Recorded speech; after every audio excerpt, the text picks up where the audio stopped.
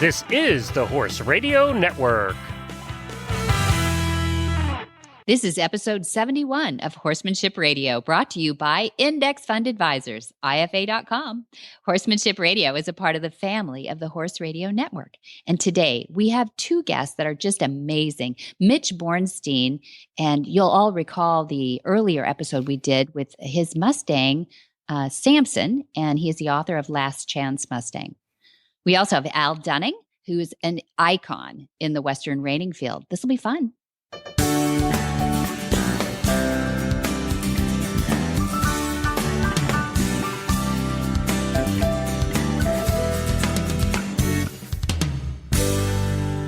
This is Debbie Laux, and you're listening to the Horsemanship Radio. Thank you for joining us. Horsemanship Radio airs on the 1st and the 15th of the month, and I have my producer, Coach Jen, with me today. Hi, Jen. Greetings, Debbie. Nice to hear from you again. Good to hear from you, too. How's your summer going?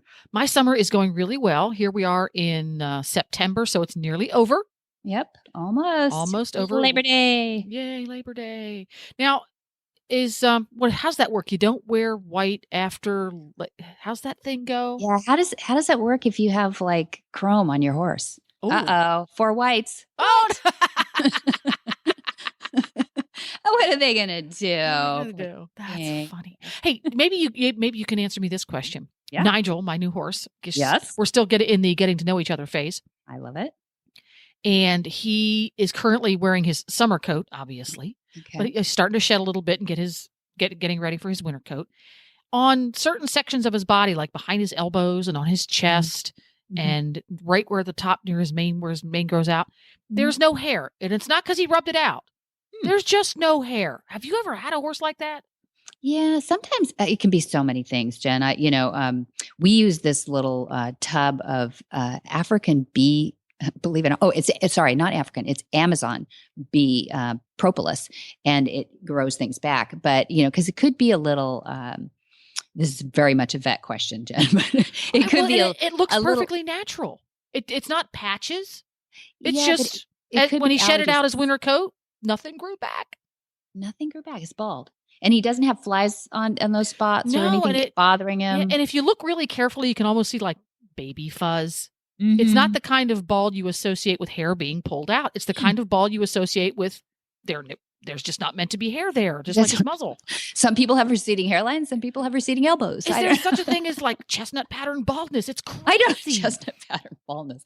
Could be. We might have to start something. We'll have to put that up on Facebook. Maybe you've had a horse that's like that. Well, we've had them where they have sun allergies, where they'll lose hair in patches like that from sun allergies. It took us forever to figure that one out, because you're thinking everything else but the sun. Really? And we've had, little mites, and it's got, because could be a skin condition. It could be some sort of environmental allergy too.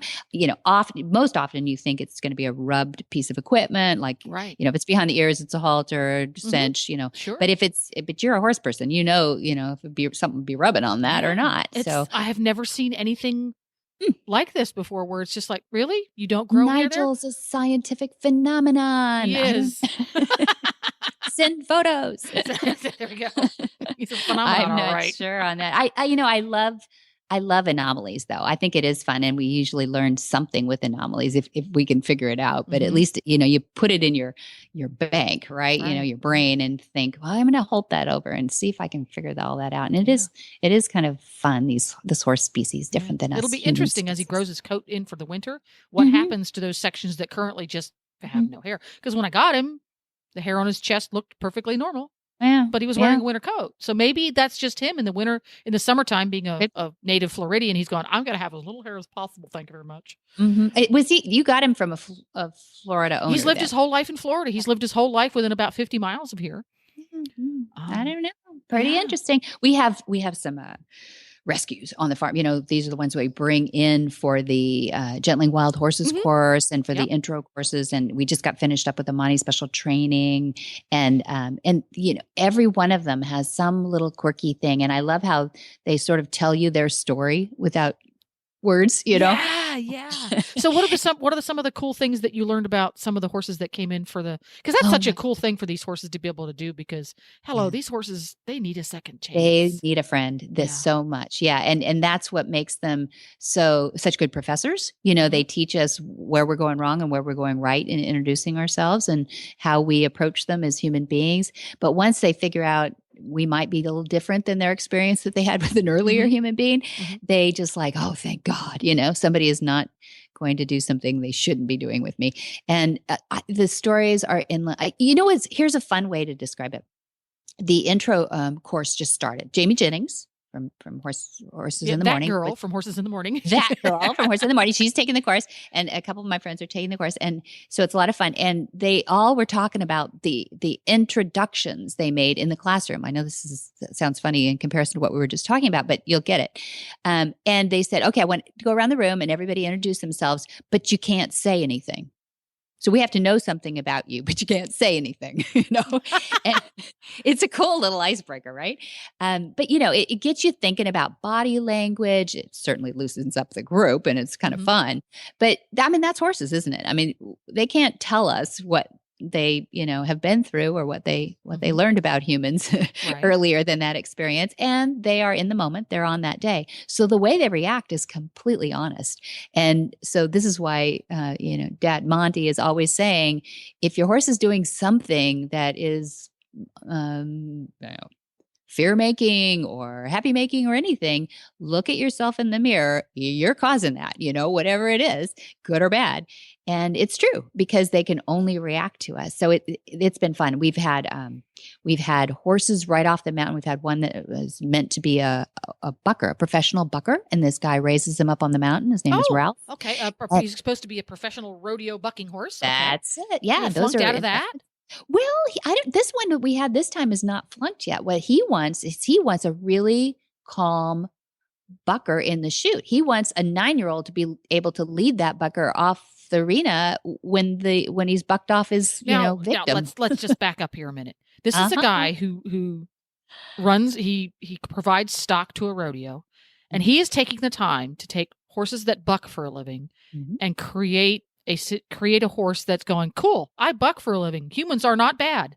Exactly. But wow, that's stellar. That's amazing. It is the best goal on earth for the rodeos. This is what rodeos really need. They need to look themselves in the mirror and say, don't we want calm, happy horses? But remember, they do this before they become professional buckers. This is how life starts. And if they're going to buck, they don't put any pain on that horse to buck it. It's a flank strap. Kind of like, did you see California Chrome run in Dubai? Did you see that his girth slipped back? I gotta say, I think that might have made him run faster. Maybe this is a new thing, but if he was inclined to buck, man, I think that horse going right into his flank with that girth, he would have bucked. And so some horses buck and are especially sensitive in those flank areas, and some are not. So Ralph raises them big. They've got some big bones in them, Percheron maybe or something. They got some pretty good size. Nice and sturdy, yeah. Yep, nice and sturdy and good size for all the boys and girls for riding. Well, you wouldn't want something small and frail, because you want something that's big and athletic enough that he can take a 200-pound cowboy and chuck him off. That's the whole goal. And the better they chuck, the more valuable they are. And they are treated like kings and queens, these horses. So anyways, but wouldn't it be great if he just walked into this chute calmly, was not upset about anything, knew what his job was, feels that flank strap on, open the door, away we go, and then stops at 8 seconds. Wow, that was a lot of work. Okay, 8 seconds is done. Now, 9-year-old, walk me out. I'm calm. I got goosebumps. Yeah, it's cool. That is so cool. I want to hear more about how that turns out. Is this going to be the first time they go through this process? No, they've been doing this for a couple of years now. I need to hear more. Yes. Yeah, and this is what rodeo needs, and they're getting it. The stock, the value of these horses and the bulls is so high. I know a lot of people want to pick on rodeos, and maybe at the lower levels where there's not oversight, they deserve it. But at the highest levels, those animals are worth everything. In fact, I feel sorry for the cowboys, frankly. they hobble off, broken and beat up, and they get to the next rodeo the next weekend, and the bull probably gets the week off, Well, a lot of what happens in the horse industry as a whole starts at the top and works its way down, right? Exactly. So the fact that they are going to this level to create a horse that is good as his job and he's happy and healthy in his job. Mm-hmm. I mean, that's going to be nothing but good for rodeos as they go down to the smaller regional and then local levels. It'll trickle down because they're going to be more valuable. They'll last longer. They're happier doing their job. A good bucking horse can last 18, 20 years if they're athletic and healthy enough. So, and it's a light job compared to what a lot of horses put up with. Absolutely. So it's the way to go. And we're happy to do that. We create that symbiotic environment where we have a gentling chute and we put a couple of horses in there so they feel, and then they have beautiful girls, these interns and instructors from all over the world. Right now in this last class, we had 2 from Sweden and we had our German instructor, beautiful Denise. And, they love their horses and these horses know it. They've got it made. Like Dad said, it's good work if you can get it. So you had one horse that was on his way to become a professional bucking horse someday. Yes. Who else did you have in your string for your? You have interviewed a gentleman, Gabriel, who brought a horse named Random last year to the Gently Wild Horses that Jamie was in, and he brought another horse. We just nicknamed him Gabriel, and he brought a horse that had issues, would not lift his feet for the farrier. He had some bad samples of people around in his life. We also had Phoenix, who was also just really skittish. One of the students actually brought Phoenix. And again, both of those were bay thoroughbreds. So I had to kind of think about each one. Gabriel and Phoenix. Gabriel, is this bay? Oh, he does it. Because they were both pretty stressed out when they came, and they were just puppies when the week was up. So we had 5 days of that. We had a Haflinger that Jamie brought from one of her students, and Dad affectionately called the bulldozer. The bulldozer pony, yes. Really cute, adorable little pony who knew it, I'm kidding. But he had been, he'd been getting his way for a while. Yeah. So he had a 9-year-old owner. So you can imagine with that, those are like big horses with short legs, they're those Haflingers, and sturdy. Haflingers are famous for their take charge attitudes. Yes, exactly. They are going to take charge if they feel like you shouldn't. Yeah, exactly. Absolutely. But smart too, and came around. Sure. Mounting block lesson was awesome, and just happy to stop. Eventually, had to do some exercises to learn to stop at the fence, and then let's see. We also had we brought in some horses for join ups. So we had everybody doing join ups. So we had willing partners horse, quiet horses for their first join ups. Were any of them the one I rode? Oh, which one did I ride? Who did you ride? Probably. My guess is yes. I don't remember. You would have ridden Chasen or Baron. I think actually Glenn was on Baron. Glenn rode the gray. That's Baron. Yes, Baron. Yes. Who I thank you very much. I really, really, really, really wanted to take home. Oh my gosh, that horse is gorgeous. No, he is such a good guy. And I got to ride him on the track this last week. So we went on the track. It's just such a fun experience for horses and people. Completely off topic. Is Baron still looking for a forever home? He is. He's still willing partner's horse. Yes, he is looking for a forever everybody home. Out there who's shopping for a horse, go look at Baron, because he is cool to ride, because if Glenn can ride him, anybody can. Because Glenn doesn't know how to ride.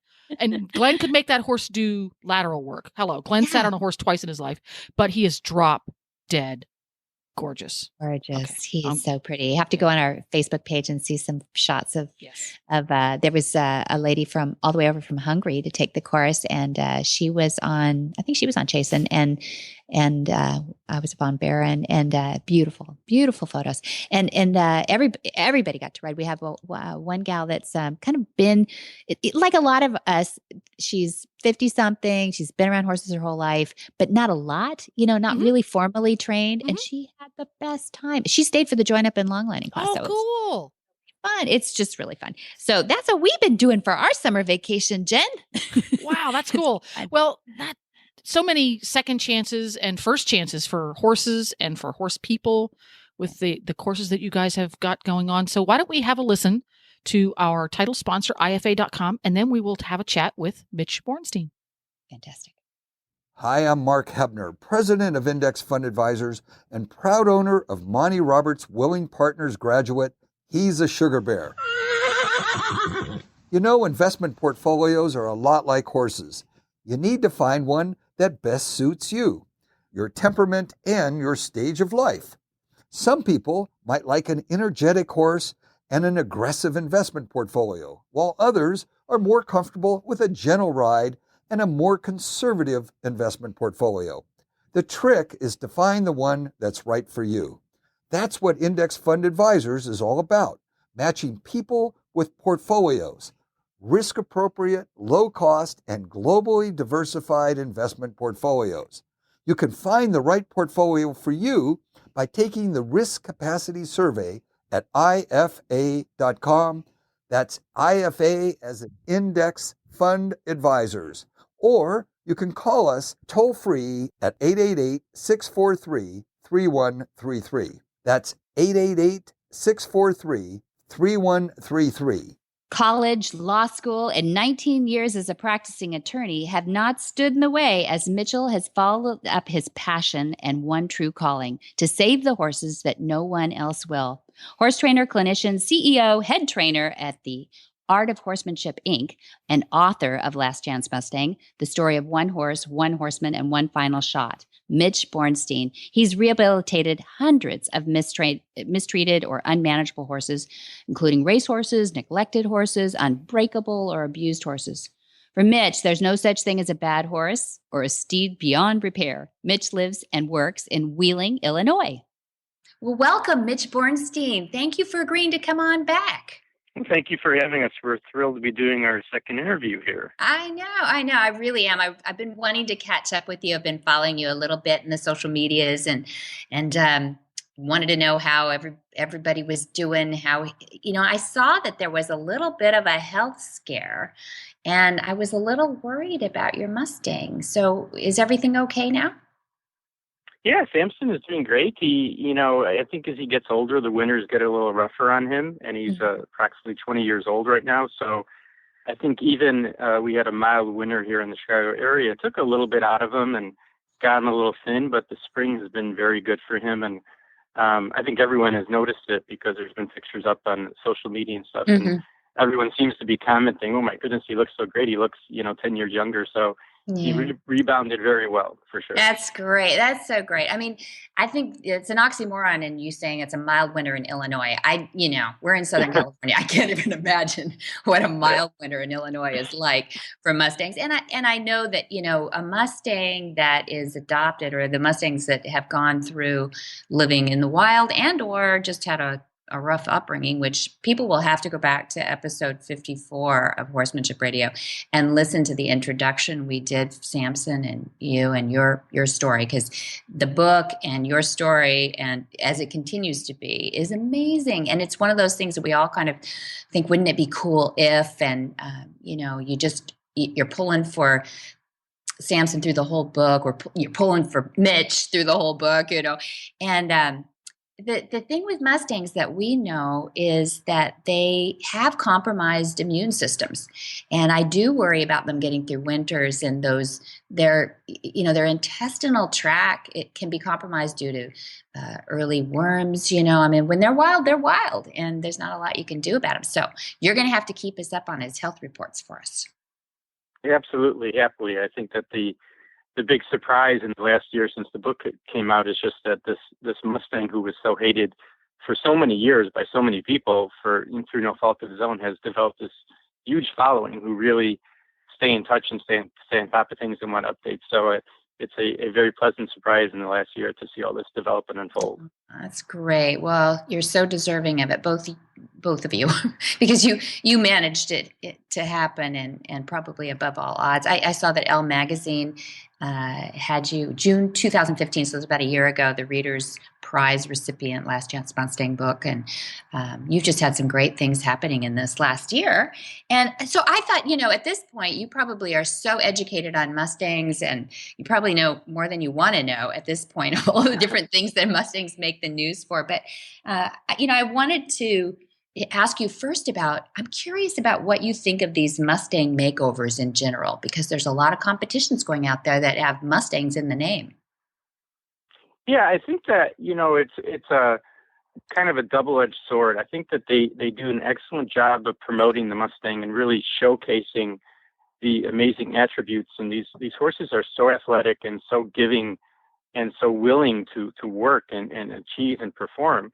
on the other hand, too, these have kind of blown up all over the country, and people enter them in many different, levels of their own ability and everything like that. And you worry to some extent about the fact that maybe some horses are getting rushed along, or some people are working with horses that don't have the skill. But I think that you balance that off with the benefit of the fact that, you have these programs, and there's, incentive programs as well for the trainers, and they're giving people and advocates the opportunity to showcase the abilities of the horse.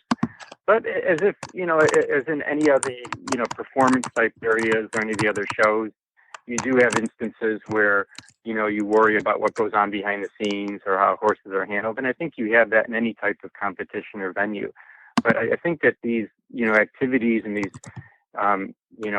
specific events that they have do showcase on the positive end, the ability of these horses to really, in a very short time, suck up and absorb so much and learn and perform. So it's definitely casts the Mustang horse in a positive light, even if there are some negatives associated with it. There you go. Yeah, I agree. I mean, people do worry that they're going to get pushed along a little too quickly. And the funny thing is, isn't that a funny criticism, really?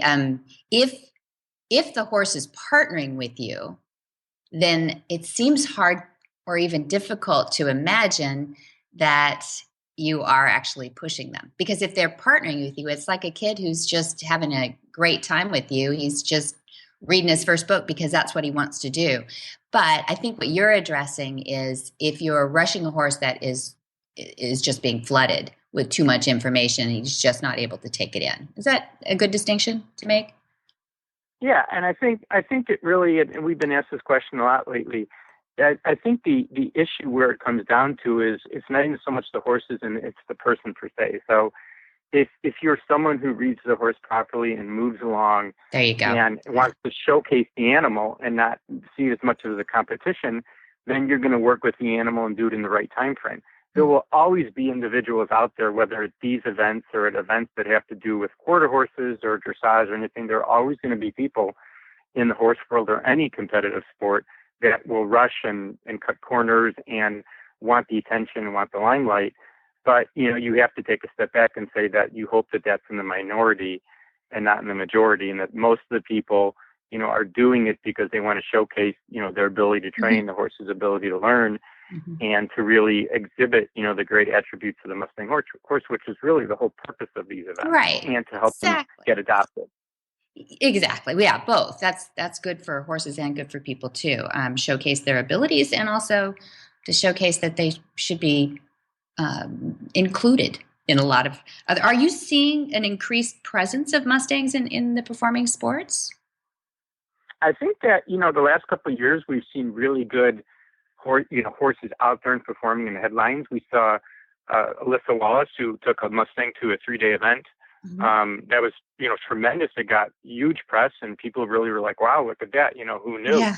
We also saw last year, we saw a 2015 Western Dressage World Champion was not only a Mustang, but a 3 Strikes Mustang, which is really shocking as far as people who know, because you're dealing with a horse that went through multiple failed adoptions, was not adopted out, became a 3 Strikes Mustang, which basically says it's authorized for sale because no one out there wants it. Right. The horse gets picked up as a 3 Strikes Mustang and goes on to win what was the Western Dressage World Championship and the Reserve World Championship. Mm-hmm. So I think that, turned people's heads. They didn't mind because these are amazing animals, but I think a lot of people in the horse world have taken notice, both because of the events in the eventing realm with Alyssa and also with the Western Dressage Championship. So all the more power to the Mustang. That's it. And the people that are working with him too. And we just newsflash. Jen just told us that Alyssa Wallace was named to the alternate for the Olympics, which is just unbelievable. That is wonderful. I think that's crashing through some walls. That is amazing. I think that's great. And she's really, been a great advocate in the performance end of sport to say, don't count out these Mustangs. They can do what other horses are doing. So that's wonderful news. I'm sure she's thrilled to hear that. Oh, I hope so. And I hope everybody who loves Mustangs is thrilled to hear it too, because it really is, that is advocating for Mustangs altogether. So, some people might be going, well, what's the big deal? A Mustang is just another breed of horse. So what are some of the unique challenges that you've run up against in training adopted Mustangs, in the traditional sense? Sure. I think that whether it's a Mustang or a thoroughbred or quarter horse, I think that, they all have some attributes in common, and you tailor, as your training technique to the horse. I do think, though, with the wild horses, you get into a very different area with respect that, these days when a foal drops from a dam, within 1 to 2 minutes, they're imprinted, right? That's pretty standard these days. Mm-hmm. And that certainly dictates and controls the behaviors of a horse through its life. The wild horses, they don't know from that. They drop, and the first thing they see is chaos. They probably see, a couple of bachelor stallions in the distance fighting. They see some pushing and shoving and stuff like this. They are raised in a world where it's survival and it's fighting, and it's more survival and it's more fighting. And I think that when you train these horses, you have to take into account they don't know from socialization with people. They don't know from being handled. What they do know is how to communicate. And unfortunately, their communication, for some people, they learn this hard the way, is through biting and kicking, mm-hmm. and charging and rearing and all those things that you maybe see a little of, but you don't see a whole lot of. So, this weekend I made a couple stops with a couple, fairly large domestic herds. And what did I see? I saw some body bashing from the horses. I saw some pindiers. I saw some fein kicks, some fein bites. I didn't see anything that even rose to the level of real violence. Mm-hmm. Now you contrast that with the fact that I just was out in Colorado and visited one of the wild herds. And what did I see? I saw real kicks, real bites, horses going down. And this wasn't, one or two. This was just constant. It's a constant, battle and struggle, and horses asserting themselves and horses getting moved off. That is how Mustangs communicate. That is their world. So when you jump into a pen, a round pen, a pasture with one of these horses, you have to start from the beginning of, not only do they not know our communication, let's say, communication with the domestics, but they have an entirely different form of communication, mm-hmm. which usually, includes invading your space and getting up on you and giving you a bite or kick or something like that. So you have to really be tuned into that and sort of reset, what the quote communication is going to be between handler and horse. Mm-hmm. And that's a process. That's a major process for a horse that doesn't know from people and doesn't know from being touched and handled. And for people who don't know your background, we should just touch on that a little bit. You took Samson because nobody else would. You were literally his last chance to rescue him from a horrible situation in a stall, manure up to here and the whole thing. But tell us a little bit about your background and your ability to work with the Mustangs because of that. Sure. Samson came to me really basically because the couple of decades work I've been doing with difficult horses that have behavior problems, have been abused, mistreated.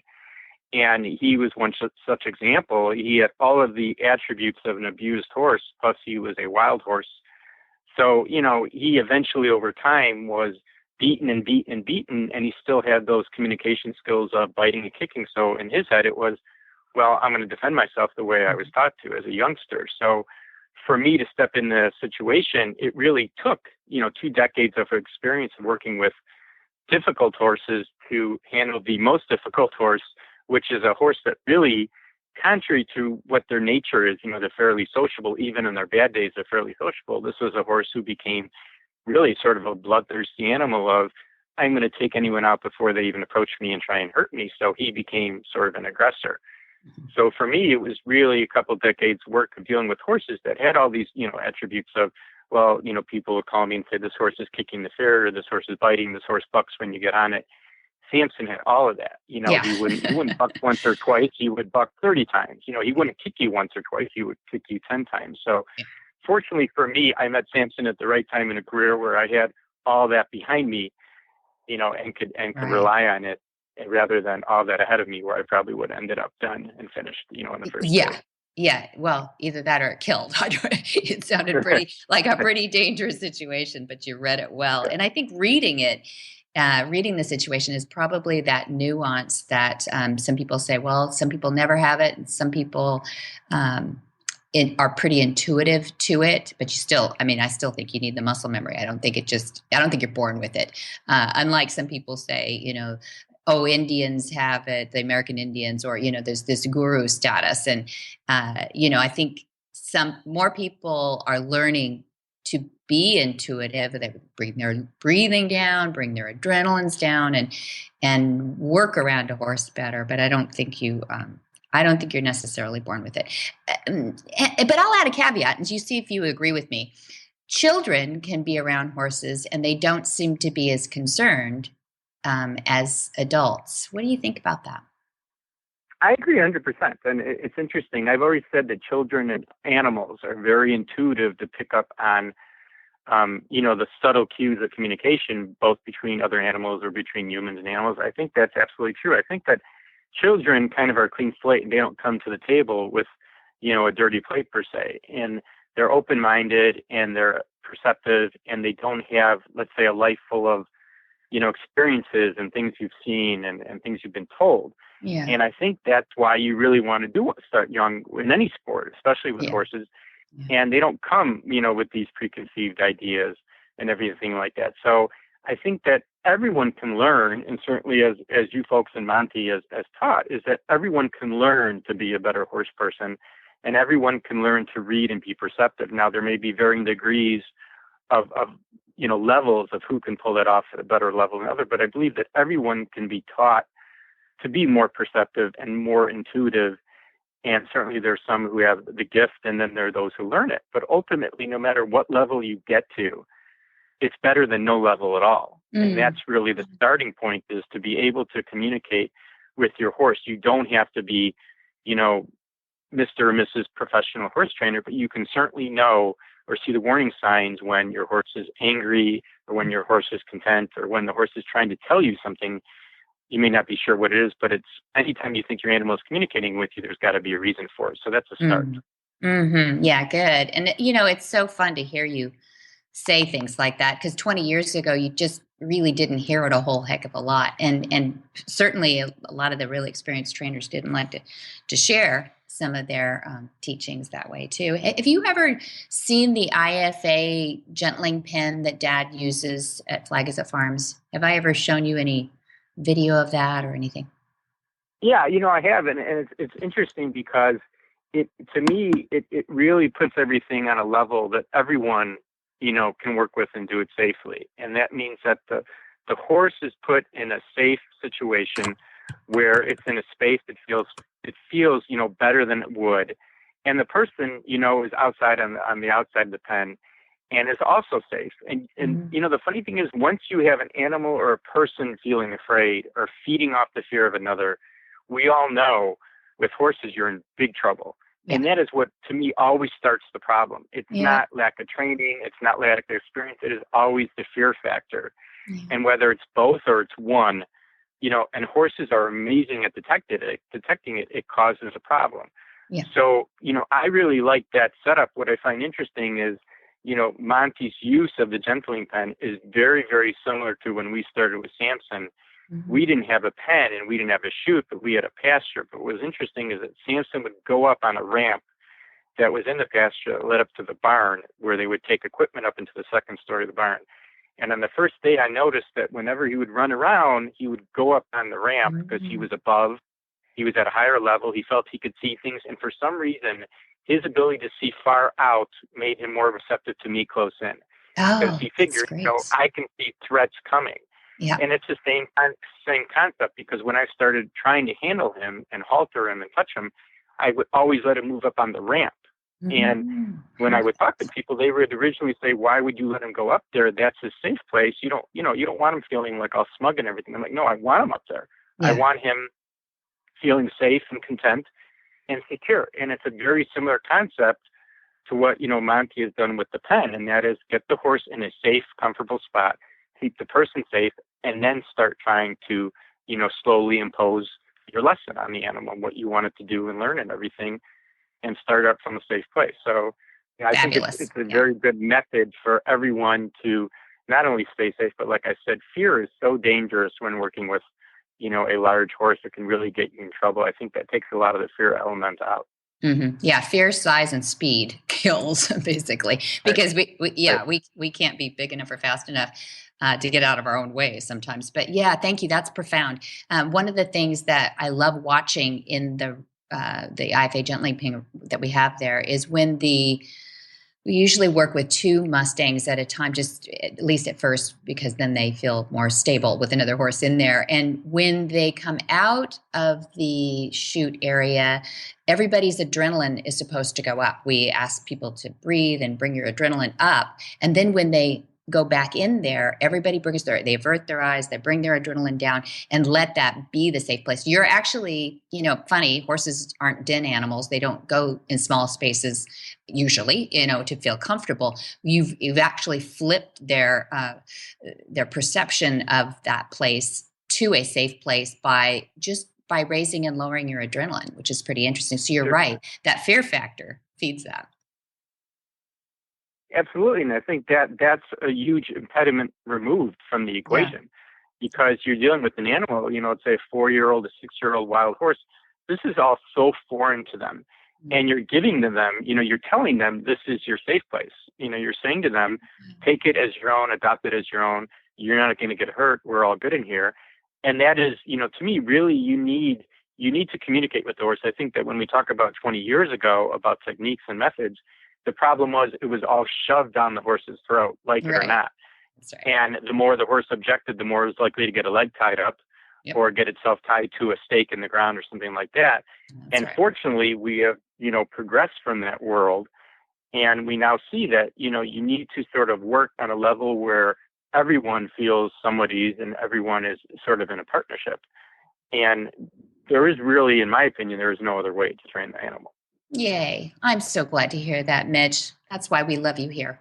It's really fun to hear the affirmations, from people that are working with horses for years now, that is actually what works for people. And I'm sure that no matter if somebody just loves to see the Mustangs on the mountaintops, or if they love to see them integrating and becoming a part of American horsemanship, they loved what you just said. So I appreciate that.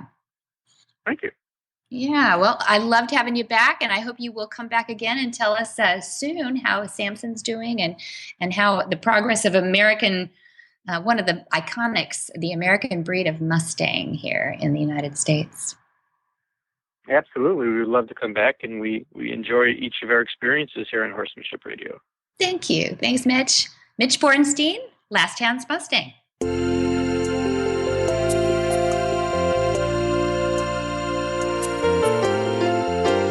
We all hear about omega-3 and how important it is for your horse's nutrition. But why? Well, simply put, horses were created to get all of their nutrition from live, natural grasses. Omega-3 is an essential fat found in many types of live grasses, and it's critical to the horse's health. If they were living on live grasses 24/7, they would be receiving enough omega-3. But in today's world, most horses are fed commercial feed and forage as their primary nutrition, and most of these are lacking in omega-3. That's where Omega Fields comes in. All of Omega Fields' flax-based products provide a balanced, essential profile of omega-3, 6, 9, and may be helpful in alleviating problems related to skin, coat, hoof, joint, and sand colic. One of Omega Fields' terrific products is Omega Horseshine. Omega Horseshine is an omega-3 stabilized ground flaxseed supplement for horses to help maintain a shiny, healthy coat, strong, solid hooves, and top performance for horses in all life stages. Omega Fields provides the best human-grade, non-GMO ground flax that can help horses with dry, scaly, itchy skin, joint pain and inflammation, poor hoof growth, allergies, and more. Don't just listen to Debbie and I. Alexandra, a customer of Omega Fields, says any horse I ever own, I will feed them Omega Horseshine, and I will recommend it to anyone. You can get your Omega Horseshine today at omegafields.com, or just for our listeners, get 15% off using the coupon code Monty2015. All one word, it's Monty2015 for 15% off your next order at omegafields.com. That's omegafields.com.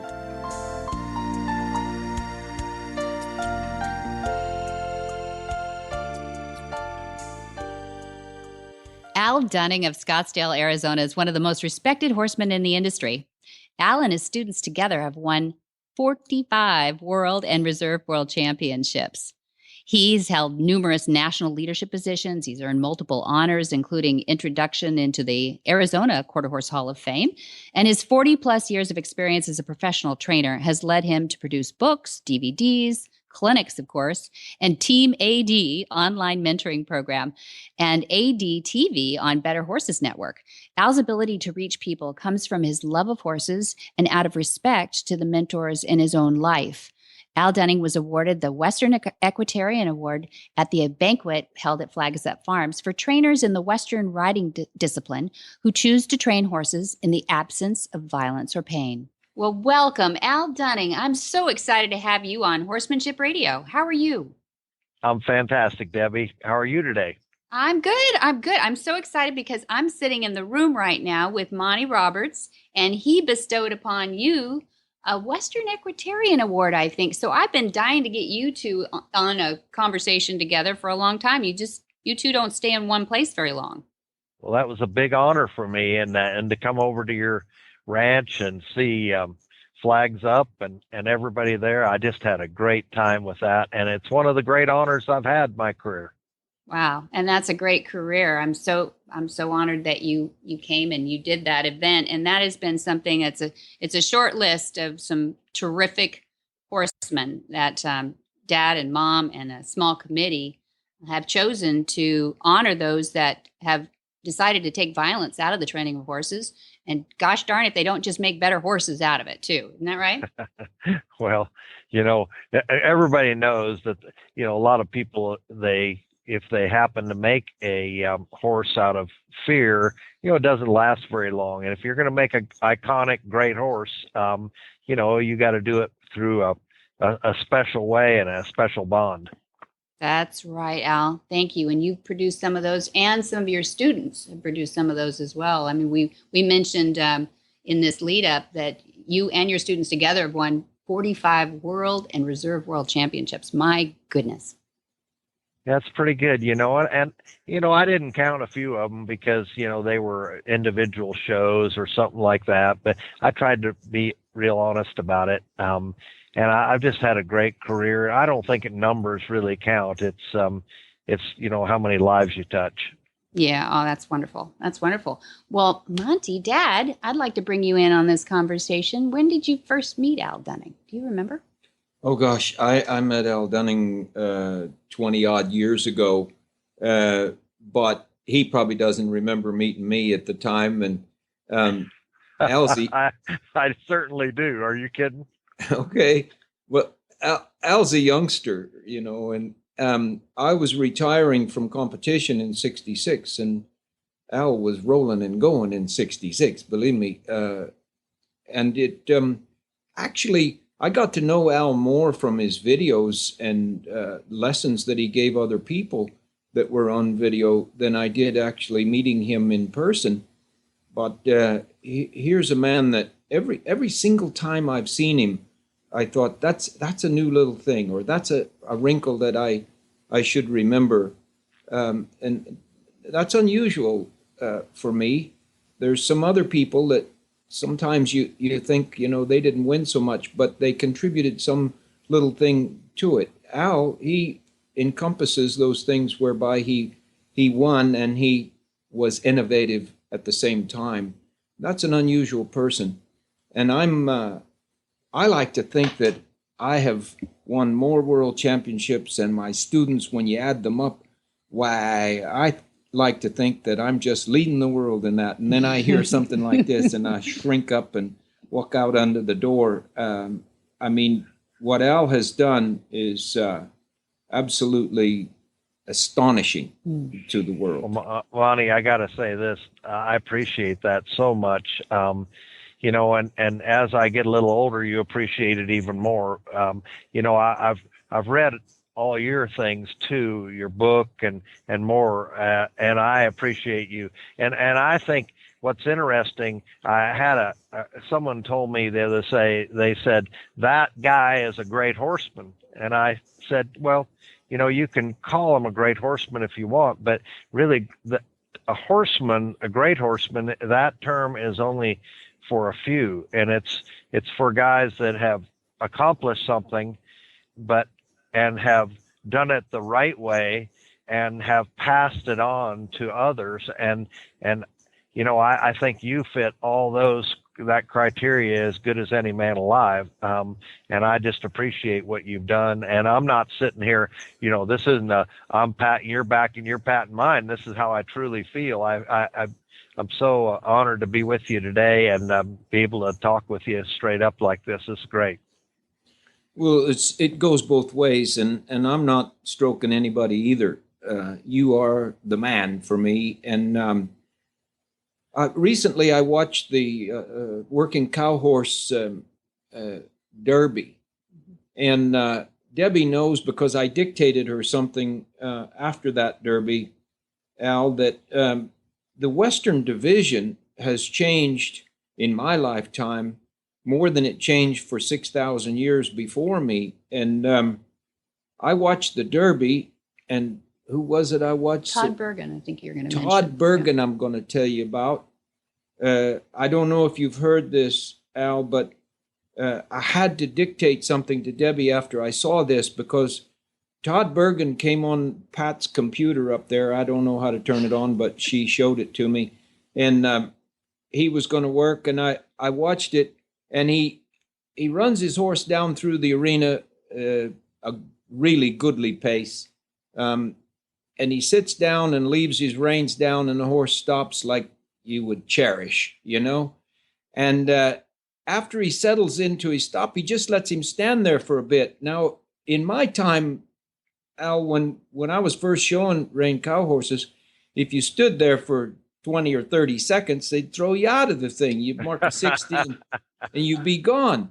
But he let his horse settle, Al, and then he realized that his hat had come ajar on the stop. So he just reaches up and plants his hat back on his head. And I'm amazed. I sit there with my mouth open. And then he picks up one rein, and he gives him 3.5 in a blur. And now he's looking back up the arena, and before he leaves station, he realizes that the spin caused his hat to come ajar again.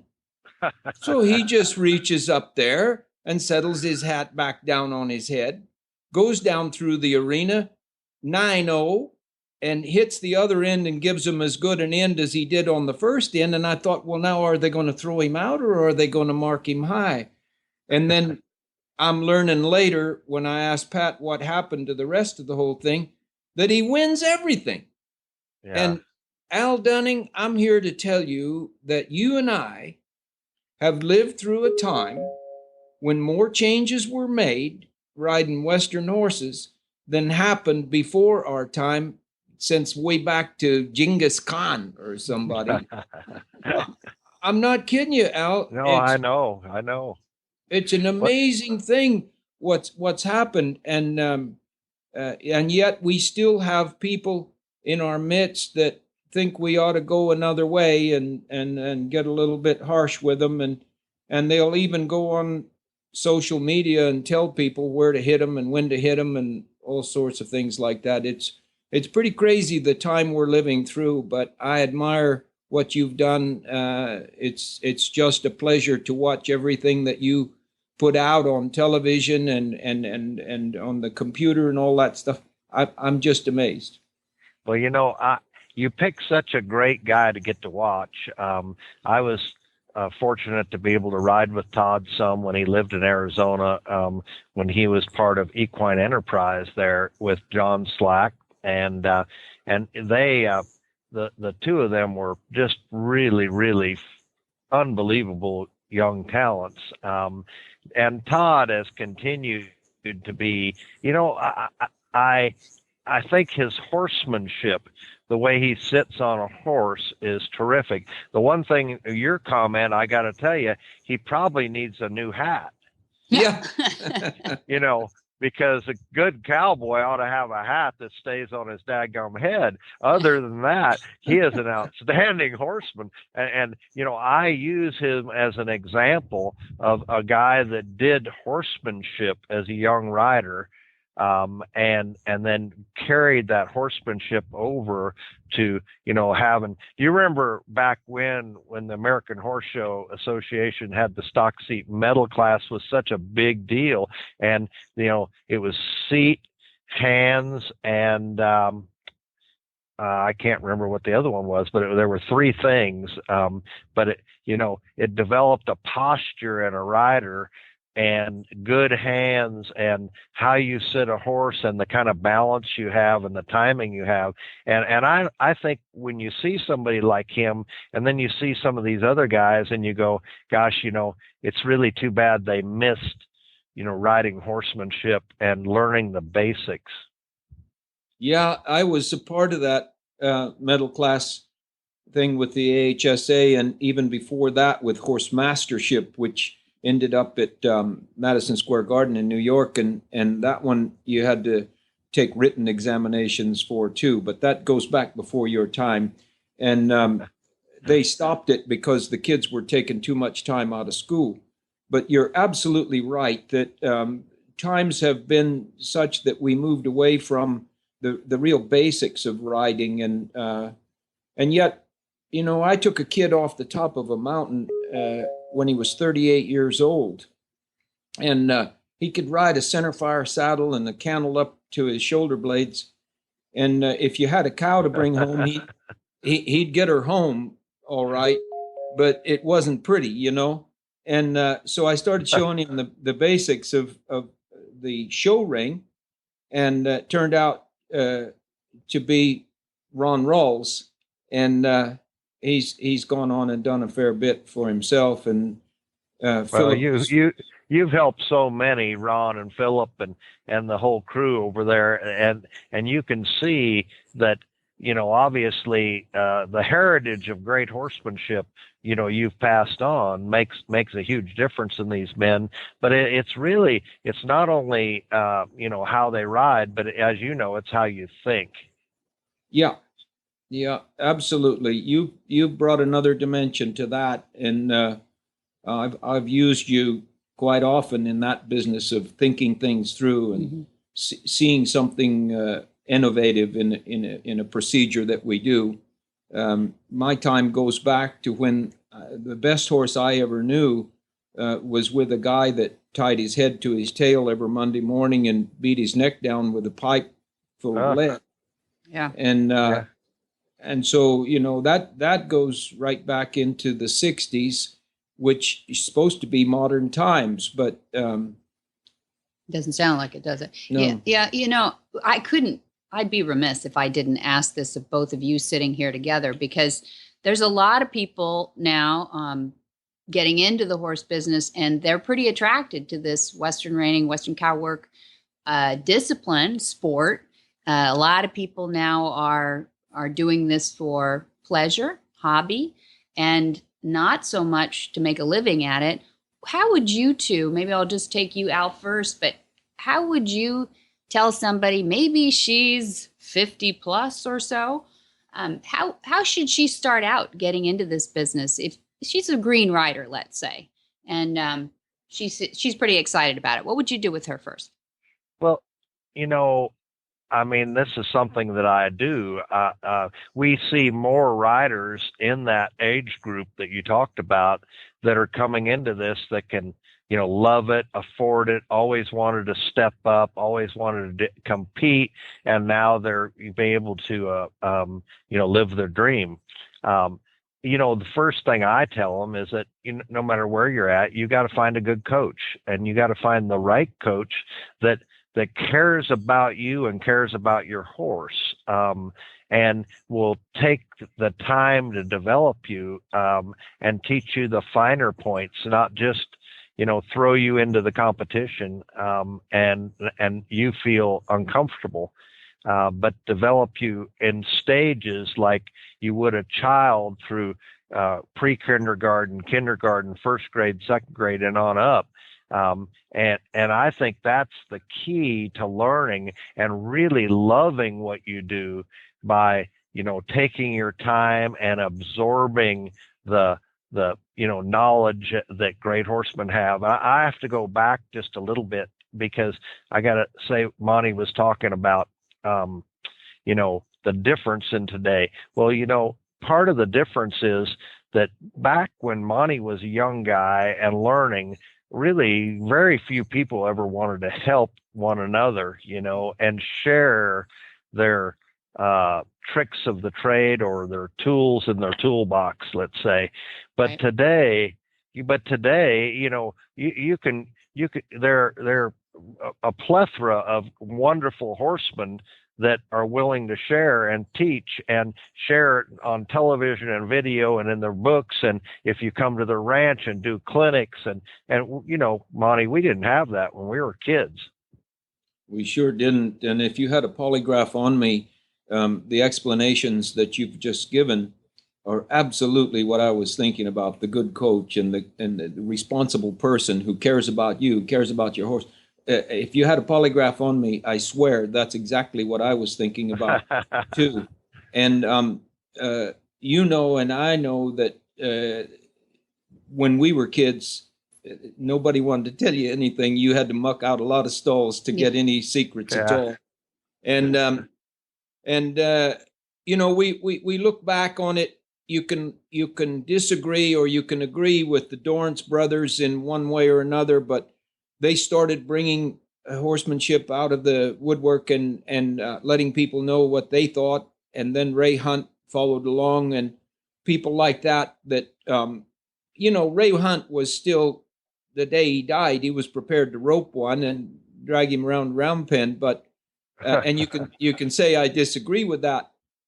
But on the other hand, he brought horsemanship another step in the right direction, and he helped a lot of young people. And I traveled up and down the road with him, so I knew him like the back of my hand, and I didn't have to agree with everything that he did, but I certainly give them credit for bringing horsemanship to the forefront.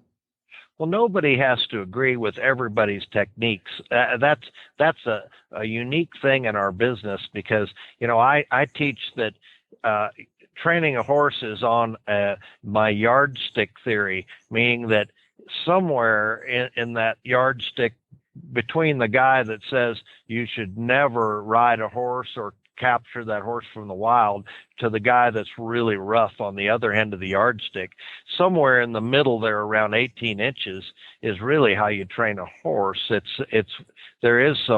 There is some reprimand, obviously. We put a bridle in a saddle and we pull them, and we have techniques that we use, so there's some reprimand involved, but there's so much reward and so much care that has to be put into it to develop the confidence to make a great individual. And that's my yardstick theory, is saying that you can't go too far one way and you can't go too far the other way. And the great trainers have figured that out, that there's a happy medium to everything you do. And that if you don't love it, first of all, you ought to get out of the riding the horse thing. And that's why when Debbie came up with that idea of that woman that loves the idea of riding again and showing again, that really builds a fire in me.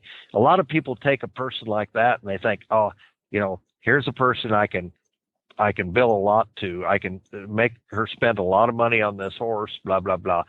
But really, the right kind of trainer, the right kind of teacher looks at that person and goes, gosh, here's a raw piece of clay that I can mold and make into something and make her so happy. And when you have that theory in your heart, I think you're a whole lot better person and a whole lot better horse trainer too. Oh, that's so well said. And I couldn't agree more. I was married to Pat. Now it's been 60 years. Oh, that's wonderful. Well, she's a lucky woman, but you're a luckier man, Yeah, that's true. That's true. But, she showed Julius Dahl in the pleasure to third in the nation and went along on a pleasure horse, and then put her saddle down and started sculpting and took 40 years off out of the show ring. And then she starts saddling up again and going in this rein cow horse thing for non-pros. And last year ended up the high point of the year in this Central California area. And the one thing that I learned from it is the husband doesn't coach her. Yeah. I leave it alone. Find a good coach that respects you and really leaves you alone and likes what you're doing. Not one that's a bit hard on them, because, but they really form the basis for our industry. If these young people that are so talented would stop and think about it, they build our industry for us, and they're the ones we're working for. Yeah. You know, I always say this is interesting, because I always say I'm not the right coach for everybody. I'm really not. I mean, I'm a very competitive coach. I demand that they, do it right, and that they take their time, and that they listen, and that they focus, and that, and I'm not going to say it's good if it's not good. To me, there's no gray areas in this. It's either black or white. And I kid with my riders, and I say it's either good or it's horrible. There's no in between. So, Yeah. and I think they get a kick out of it. But I really feel that way. There's a right way and a wrong way to do it. Yeah. Yeah. Well, you're absolutely right. And the two of us have every right to sit down and reminisce like this, because we have been through it, right through this time of real sincere change. Recently, there's a list of people that it's nice to have, and I was thrown off that list recently by a guy that's in the position of putting the list together. And I called him and said, how did I suddenly get off this list after I've been retired for 50 years? And I got off the list. And he said, well, I decided that you don't respect tradition. Huh. And, you and I both have a lot of students, and the one thing we have is respect for tradition, without saying that we just have to stay the same, for the rest of our lives. We can innovate, we can make changes, we can move up the ladder, while we still respect tradition. And I think you respect tradition. The whole system of what we do on a Western horse is filled with tradition, and we respect that. But it doesn't mean we have to do it just like old Henry did, or whatever. Well, I respect so many people, and I don't have to agree with them, but I can respect them for working so hard. I was just talking. I did an interview with Bobby Ingersoll the other day for the article I write for the Performance Horse, AQHA Performance Horse Journal. And we were talking about the past, and we were talking about Johnny Brazil, matter of fact. And here's a guy that is well on in age, and he has a hoist that he puts his horse under to lower the saddle down on, and so he can actually keep riding. And boy, I just, you think of that and you think, God, this guy loves this so much that even in at his age, I don't know exactly. You probably know more what age Johnny is, but he's 85, somewhere right up in there. I think he's closer to 90. He might be, but he still rides, but he had to make a way to ride a horse. Isn't that special? So yeah, I have a deep respect for many, many horsemen. I don't have to agree with everything, but I have a deep respect for anybody that cares that much, that loves it, and knows how much the Western lifestyle does for the inside of a man or a woman. Yeah, he's a real hero for me, and I traveled up and down the road with him a lot, and he's a gentleman through and through, and a real hero, and a very strong bellwether to our industry as a stepping stone to where we were and where we came from. I admire him so much. Yeah, absolutely. You guys are amazing. I got to get you back to fishing, Al, and Monty's in the middle of, believe it or not, he's teaching a course called Gentling Wild Horses, and they are literally BLM Mustangs off the New Mexico adoptions. So I'll get you back to, but I want to say that both of you represent, well, first of all, health. You represent an amazing amount of health. Not that you're, gone yet. You guys have a lot left to give, but you represent, obviously, a horse trainers must live a long time, because we're talking about a lot of people who are still in the saddle, which is awesome. And I just appreciate, I'll speak for all those women over 50 out there that are appreciating the fact that you are so open, that you've gifted us with so much of your experiences and your love of horses. So thank you both for being here on Horsemanship Radio today.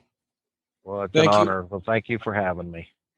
Thank you, Al, for sharing your time with me. And I want you to leave this with the knowledge that I appreciate you and what you've done down to the ground. Well, thank you. God bless you both. And I'd love to be on anytime. Thank you, Al. We'll have you back. Thanks very much. Okay. Goodbye now. Bye-bye. Bye-bye. Whisper the language of the herd. Listen, you don't have to say a word. It's time for Jamie Jennings to fetch an email from Monty Roberts' inbox and share a morsel of Monty's wisdom in a little segment we like to call Ask Monty. Leave this world a better place than mine. The magic in the language of the herd. Dear Monty, why does my horse refuse a jump? Monty's answer. Probably you have overmatched him at some point. Get the fences lower, let him have fun, and rebuild his confidence. Elevate the fences gradually, attempting to discover his maximum capability. Horses don't simply refuse a jump for no reason. If I ask you if he has ever refused a cavaletti, I believe your response would be no. If that's the case, then a simple answer is that the fence was too high. Obviously, that simple answer may not be the whole story. It could be that the fence was scary and he had never seen it before. It's possible that the ground was too slippery or the going was too deep. There are many reasons why a horse may refuse a jump. With that in mind, however, one should realize that horses are generous animals and willing workers. If the environment is set up properly, they love to jump. It is a natural activity with them. My statement that the horse was probably overmatched is a well-founded general explanation for a horse stopping at a fence. To qualify ourselves as good horse people, we should take a hard look at all the factors involved, come to a conclusion, and act in the best interest of the horse to solve his problem. Lowering the fence will be one of the answers in a high percentage of cases involving refusal. When we are acting responsibly with our horse, we will work to set up a scenario in which he feels good about successfully jumping a fence and then reward him appropriately. One of the most effective rewards I have used is to have the fence high enough for the horse to feel achievement in jumping it, while still low enough for him to accept. If the rider dismounts as soon as the horse has negotiated the fence, leads him around, and allows him to feel pleased with himself in having accomplished his feat, that horse will be a more willing partner. If you are clever about this, you can arrange your training program so that the schooling session for any given day is conducted over fences that are educational but not overly taxing. And once you have accomplished this, then you can ask the horse to tackle a fence that is a bit more of a challenge, ensuring that he approaches it going in his favorite direction, and then you can accomplish the jump, dismount, and finish the day's session on a positive note. You can play with this scenario until you reach what is generally fairly obvious as the horse's physical limit. Through this method, you can optimize the performance of your horse. However, a good horse person will observe the horse's responses carefully and be very careful about increasing the demand. For more of these insights into good horsemanship, go to www.montyroberts.com and click on the orange banner that says Get Free Horse Tips. Hi, I'm Monty Roberts, and I'm dedicated to training horses without pain. You can learn to do it too on my Equus Online University. Western, English, the beginner, or the advanced rider, it doesn't matter. You can connect with other students online too, on our forum, and there's a new lesson every week. It's a lifetime of learning for you on my Equus Online University at montyroberts.com. What in the wide, wide world of sports is going on here?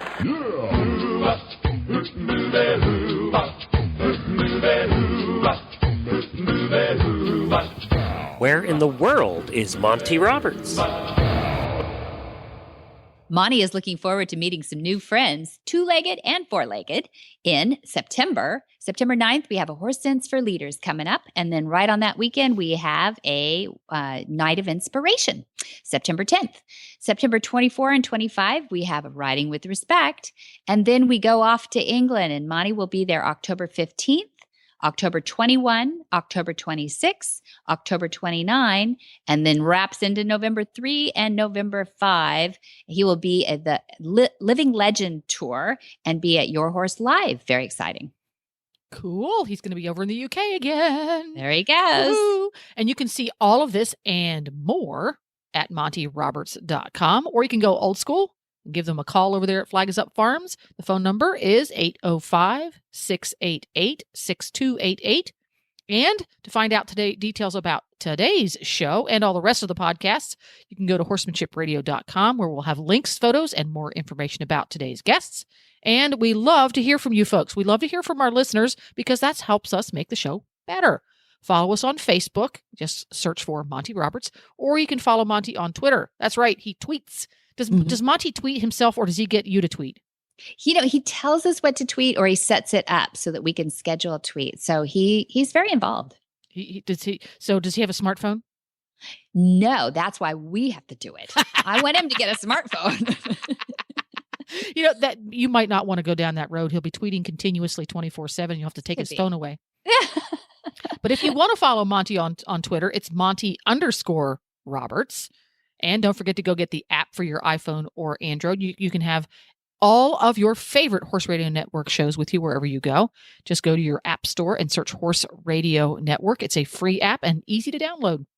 It is. It's what I use. And many thanks to our sponsors, IFA.com, Omega Fields, and Equus Online University. Be sure to visit all the other great shows, too, on Horse Radio Network at www.horseradionetwork.com. Until next time, have many happy horse hours.